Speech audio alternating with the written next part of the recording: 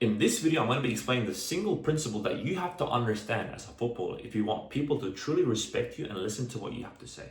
If you want your teammates, your opponents, coaches, staff, family, friends, whoever it might be, if you want them to respect you and listen to what you have to say, then you have to understand this one principle. And the principle is quite simple. Respect is not given, it's earned. Let me repeat myself very clearly. Respect is not given, it's earned. Do you ever see that kid in your team who just talks too much and tries to be the motivational one, yet no one ever takes him seriously? Why do you think that's the case? Let me put it very simply for you. It's because he's not that good at football, right? Think about it like this. If he was the best player in your team or amongst one of the best players in the team, then his opinions and his thoughts would hold way more value because of his label. People would take him more seriously and value his thoughts because of the label, and the label being the best player in the team. That's why captaincy exists. That's why the captain armband is earned, not given, right? It's a sign of being a leader and people taking your thoughts and opinions very seriously. There's a reason why I captain every single team that I've ever been on. So in this video, I'm going to explain how you can do the exact same. So grab a pen, piece of paper, and be prepared to take notes because this video is going to be packed with value, just like every one of my other videos. Now, people always talk about being a natural leader. And although that might be true for some people, let me tell you this one thing. There's a massive difference between being born with leadership qualities and being born as an introvert. They're not the same two things at all. Just because you can speak a lot and you aren't afraid of talking in front of people and expressing your thoughts publicly, it does not grant you access to being a leader. Although it might help with being a leader, it's not a direct correlation. Anyone can yap in front of hundreds of people and just be loud, but that does not give you permission to be a leader. I'll be honest with you guys as always. Naturally from a young age, I was born with some leadership qualities, but I was a severe extrovert, which meant that I could not display these qualities enough when it mattered because I was an extrovert, okay? When I was just 6 years old, my primary school teacher was speaking to my parents after school one day. He was telling them that, I think it was like a parent-teacher day or something, but he was telling them that one day I would study at Galatasaray University because of my leadership qualities. And for those who don't know what Galatasaray University is, it's one of the best universities for academically driven students who are athletes as well in Turkey, where I lived back then. And I didn't understand what he meant at the time. That was the only sentence that stuck with me after that whole 20-minute of conversation that he had with my parents and myself. But these words only became more apparent in the last 2 years of high school before I graduated. That was the best teacher I had by far. He was full of wisdom and experience. He was truly a warrior, and I have nothing but respect for that teacher. May his soul rest in peace. I'm getting off topic because it's quite an emotional subject, but anyway, my point is that my leadership qualities were apparent at a very young age, and even if you can't show these qualities at a very young age like I did, it does not mean that you cannot bring out these traits through yourself by development over the years, okay? These signs can be something as simple as reading the room, okay? The first memory I have of one of my leadership signs was during primary school when me and my friends would play football during lunch breaks. And one day I noticed there was a kid who was relatively new to the school and he was quiet and he was just sitting on the side watching us play. For 20 whole minutes, he watched us play. Eventually, I realized that he was trying to play too, but he was just too afraid to ask any of us. So I went over to him, introduced myself, and I asked him, "Hey bro, do you want to play?" Of course he said yes. Who's going to reject playing football, especially at that age, right? I told him to join our team and we had a great lunch break. He became one of our best, closest friends after that as well. That's just one example from ages ago. I'll give another example from the other day on the football field. You see, I play for a professional club, so not everyone in the team speaks English, right? Most people are from different parts of the world, but essentially we're doing this one possession drill during training, and one of the players was slightly fouling another player consistently on the other team. And you could kind of see the player's frustration build up slowly over time after each tackle had been placed on the back of his heel, right? It's a natural reaction. And after a few minutes, the exact player went in quite hard on accident to the same player, fouling him, and essentially the player retaliates, right? He started swearing in Spanish, telling him to be careful, yelling back and forth, and telling him that, this is just football, we're training, calm down, what are you doing? It wasn't his intention to foul him, the kid didn't know any better, but they were still yelling back and forth whilst the play had been paused and every coach has been staring at us, the players were staring at the incident, right? We, as every other player, witnessed this, but nobody has done anything. Nobody did anything to interfere, okay? Eventually, as they were parting ways, without shaking hands or apologizing to each other, I yelled, "Hey," right? One of the players looked over and the other one still had no response. So I yelled his name specifically, as I looked him in the eyes. Essentially, both of them had come together. I told them to come over. They came over, they hesitantly walked back over to me. So I grabbed both of them by the shoulders as they were looking at me. And I asked the first kid in English, the one who spoke English, "What's the issue?" And I asked the exact same thing to the kid in Spanish, "What's the issue?" And they kept yelling, they kept arguing like little kids fighting. And I told them exactly that. Stop fighting like little kids. Things like this happen all the time. Shake hands and move on. At first, they didn't do it. So I said, "Come on, we're all waiting. Look around you. The coaches are waiting. We're waiting. Shake hands and move on." So I literally had to grab one of the kids' hands and kind of initiate the handshake.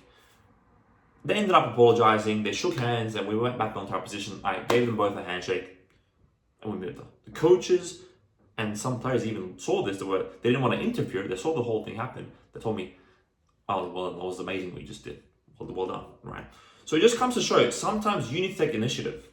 You have to go out of your own way to do what's right. When you can see injustice, when you can see something being done that's unfair to a certain person, or some instance where you can interfere and potentially have a positive impact, you have to take initiative. You have to be the difference. That's what being a leader is. You having that impact on other people.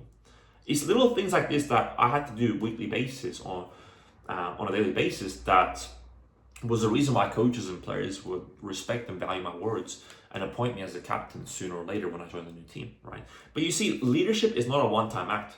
Sometimes showing true leadership abilities can take months or years through compounded efforts. I'll give you an example of what I mean. You see, my friend group when I was in high school, years 10 to 12, they weren't the best academically, they weren't the smartest, not the brightest, but I enjoyed hanging around with them because I've known them for a while since primary school and we played sports together, we had a nice time. But they would participate in unhealthy behaviors on a weekly basis, especially during the last year of school, like going partying, smoking, drinking, and so on. Of course, I never did any of those things because I had strong morals even back then. So I'd space myself away from them whenever they invited me or participated in unhealthy things or time-wasting events. And over the last 2 years of school, from year 10 to year 12, after prioritizing my own health, academics, and future with football, and denying the invitation consistently, over time they began respecting me more and more. And you got to understand this one thing before I move any further. You can't always deny hanging out with friends, because then eventually they will stop inviting you to these opportunities and slowly your friendship will fade. Alternatively, you can't always say yes to opportunities with friends, because then you'll seem desperate and people will take advantage of you very easily. Essentially, they could use your own morals against you or to their advantage. So you have to find the balance like I did with my friendship group. I would hang out with them to play sports after school, grab some food, study with them, spend some time in class, but I wouldn't engage in the unhealthy parts, the partying, the smoking, or other unhealthy habits that was evident in our environment or friend group back then. Anyways, over time, they began respecting me and started taking my words more seriously because my morals were too strong and aligned with the person who I wanted to become in the future. Success is contagious and so is failure. Understand this principle also. Success is very contagious, but so is failure. They saw my success and became closer and more opposed to doing the same things as me, rather than continuing on their own path of degeneracy. It got to a point where I'd encouraged them so much to get into a regular habit of coming to school on our study weeks to actually study and prepare for our final year exams, because that's what you're supposed to do. But 1 year ago, these guys would never even have imagined the thought of picking up a pen and studying on their own time unless someone had literally forced them. They would only show up in exams because they were forced to be there. It was compulsory for them. Not saying this was all of my friends, but this was the majority of my friends. And 1 week we had our final exam for PE, physical education class, and it was an exam where you had to speak for like 5 minutes, an oral presentation with so much preparation required. I was of course prepared, right? And I was actually one of the only 2 people in the whole year of like 100 people who got full marks, 20 out of 20 for their assignments. But my friends were far off being prepared. They were hoping to get 11 or 12 out of 20. That was their dream mark at the time, just to give you an understanding of their mindset. So for the last 2 days before the exam, I told the boys, like, come to the library, I'll teach you and I'll test you on it. So they all showed up, and I gave almost like a lecture on the first day, like a conference in the school library. And on the second studying day, before the exam, I sat them one by one and asked them the whole possible questions and marked their responses exactly like how a teacher would.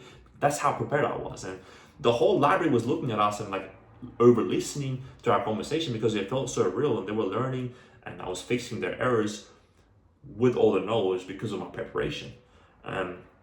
It got to a point like after a couple hours, like a group of girls who had overheard our conversation, our almost conference, asked me if I could check their responses too. So I did. I'm like, okay, let's go. Gave them some feedback. They were like, thank you very much.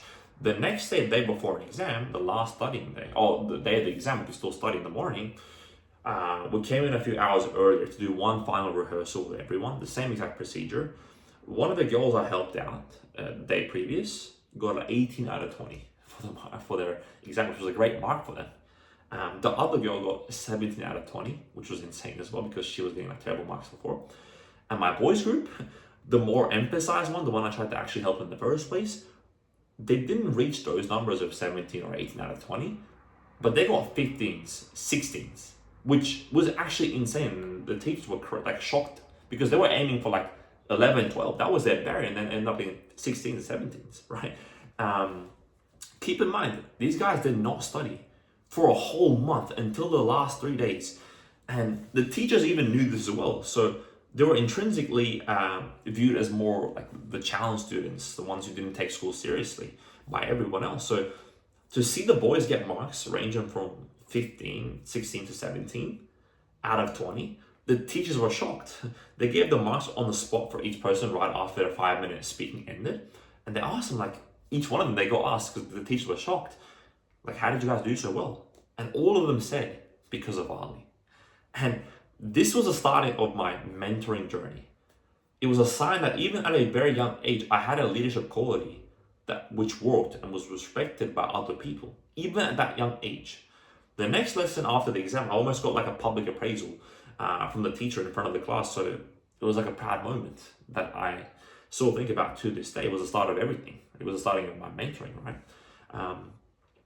I know that was some quite long examples, but I hope you guys understand how leadership plays out in real life situations. But you need to have a degree of authority for people to even listen and value your words. That's why I said earlier, you can't be an average or below average player given captain-like advice. Well, you can, but it will just go through one ear and out the other for most other players because they're not going to take you seriously because you're not a good player. So I couldn't be a bad academic student. I couldn't be a bad football player. I couldn't be getting like 10 out of 20s and give advice to my boys on how to get 20s. I got the full mark for their assignments. I knew I would because I was so prepared for it. I was the only two people to get full marks in the whole year. So I could teach them on how to get full marks, on how to get really good marks. Same with football. I couldn't be a bad football player. I had to be a good football player to teach other football players as well. Otherwise, none of these examples would have happened. So set your morals, make sure your actions are aligned with the person who you want to become and the goals you want to accomplish. The people who you want to help change lives, understand that as well. Your purpose, your why. Over time, not only will you improve in that realm, which makes it easier for people to listen to you, but people will notice your obsession and your determination for your goals and understand that you aren't here to mess around. This is also the time when you will start experiencing opportunities in your everyday life where you could be a leader. And that's when you have to execute on. That's when you have to take initiative and be the change. You have to take matters into your own hands to execute that difference of being a leader. This is truly how you bring this quality out of yourself, even if you aren't born with it. It's going to be uncomfortable, but once you develop that qualities, you have to exploit the opportunities that you get given, just like I did with school, with football training sessions, and so on, right? So in summary, you need to walk what you preach. That's simple. Have morals so strong and don't let things get in the way of it, and build credibility through compounded actions so that your actions and your words become more valuable for other people to listen to. you're not going to get respected. You're not going to have that respect given to you. Like I said, you have to earn it. You have to earn it through becoming that player by yourself, becoming an amazing player first, and then going through the experiences, the opportunities that you could be a leader to give people a reason to listen to you. That's the easiest, most simple way to describe how to be an actual leader and how to earn that captain armband for your team. So hopefully that helps, guys, and I'll see you guys in the next video.